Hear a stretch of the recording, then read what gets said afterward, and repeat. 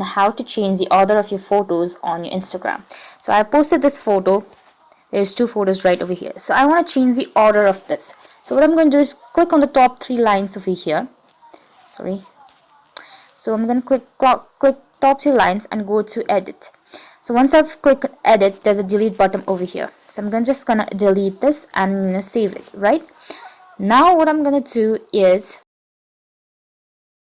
I have deleted it, right? Now let's see. Yeah, so I have only one post right over here. So what I'm gonna do is go to the top three lines and then after go to your activity and then go to recently deleted. So once you're in recently deleted, just go ahead and restore this picture that you have recently deleted. Over here, I'm going to click and I'm going to restore it.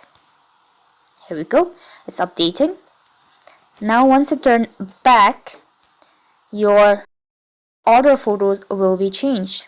Now, see, the first one is this and the second one is this. So, this is how you can change the order of your photos on Instagram. So, thank you so much for watching.